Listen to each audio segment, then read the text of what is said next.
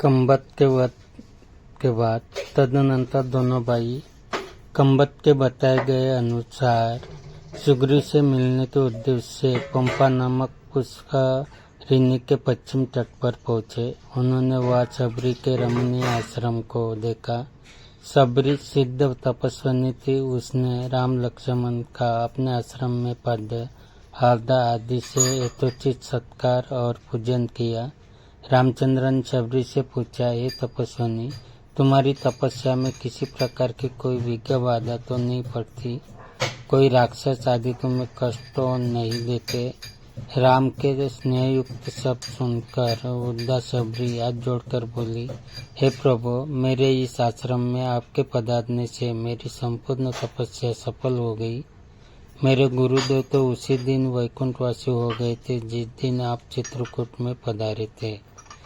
अपने अंतिम समय में उन्होंने ही आपके विषय में मुझे बताया था। उन्होंने कहा था कि मेरे आश्रम में आपके अतिथि रूप में आने के पश्चात आपके दर्शन करके मैं श्रेष्ठ एवं अक्षय लोकों में जा पाऊंगी।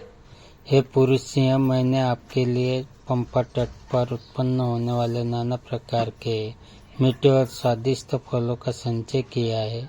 कृपया इन्हें ग्रहण करके मुझे कृतार्थ करे। राम के द्वारा सबरी से उनके गुरुजनों के विषय में पूछने पर सबरी ने बताया, हे राम, ये सामने जो सघन वन दिखाई दे रहा है वह मतंग वन है।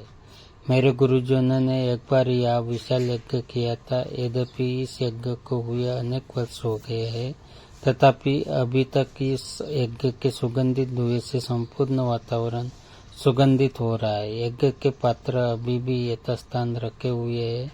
हे प्रभु, मैंने अपने जीवन की सभी धार्मिक मनोकामनाएं पूर्ण कर ली है। केवल आपके दर्शनों की अभिलाषा शेष थी, वह आज पूरी होगी। अतः आप मुझे अनुमति दे कि मैं इस नश्वर शरीर का परित्याग करके उसी लोक में चली जाऊं जिस लोक में मेरे गुरुजन गए हैं।